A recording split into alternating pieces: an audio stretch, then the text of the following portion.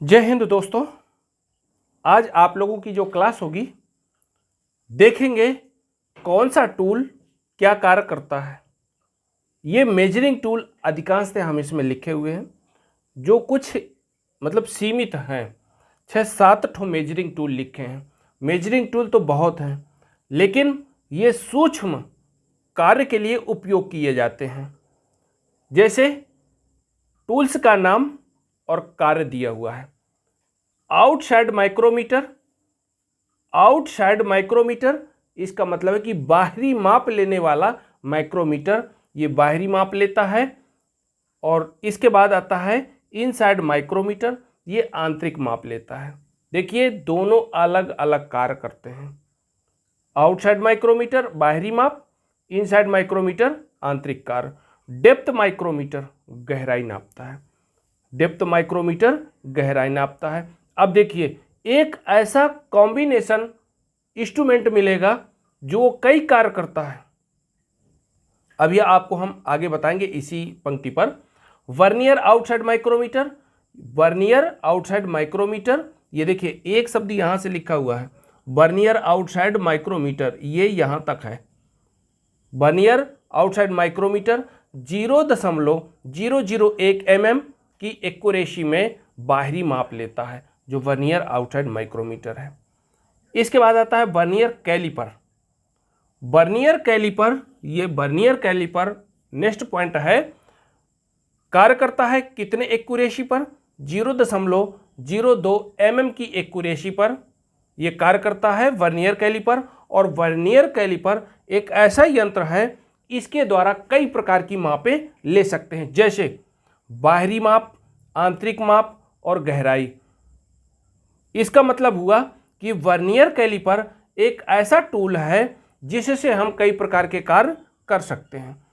कभी कभार प्रश्न पूछ लेता है कि वर्नियर कैलिपर में कौन कौन सी मापें ली जा सकती हैं। वर्नियर कैलिपर से बाहरी माप ली जा सकती है, आंतरिक माप ली जा सकती है और गहराई भी नापी जा सकती है। ठीक, जैसे इसमें कह सकते हैं ये आउट जो बाहरी माप होगी, इंटरनल आंतरिक माप हो जाएगी, और डेप्थ गहराई में भी। और ये भी कहेगा प्रश्न, नेक्स्ट प्रश्न ये भी बन सकता है वर्नियर कैलिपर का लिस्ट काउंट कितना होता है? तो वर्नियर कैलिपर का लिस्ट काउंट 0.02 mm होता है। ठीक, ओके। इसके बाद नेक्स्ट है vernier height gauge. Vernier height gauge मतलब कहने का ये ऊंचाई नापने वाला है, लेकिन मार्किंग करने के काम आता है। ये जब आप किसी जॉब में, किसी पार्ट में, किसी कार्य के लिए आप मार्किंग करना चाहते हैं, तो मार्किंग में ये हाइट गेज का इस्तेमाल किया जाता है। और हाइट गेज किस प्रकार इस्तेमाल किया जाता है? उसमें एक स्क्राइबर होता है, और जॉब को आप करेंगे क्या? रख देंगे, और पीछे सपोर्ट के लिए कुछ टूल्स रखेंगे।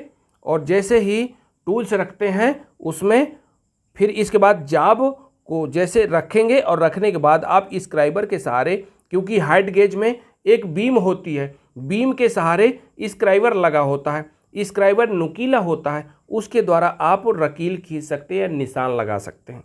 वही इसमें दिया हुआ है।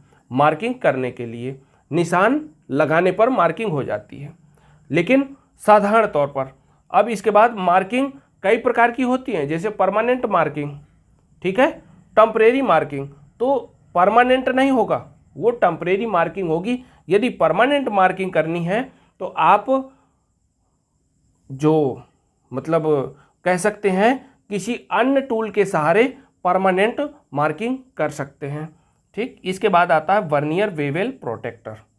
वर्नियर वेवेल प्रोटेक्टर, इस वर्नियर वेवेल प्रोटेक्टर को, जैसे इसमें मार्किंग, परमानेंट मार्किंग के लिए पंच का इस्तेमाल कर सकते हैं। किसका इस्तेमाल? पंच का इस्तेमाल कर सकते हैं। और ये टेम्परेरी मार्किंग के लिए साधारण तौर पर हाइट गेज इस्तेमाल हो जाता है।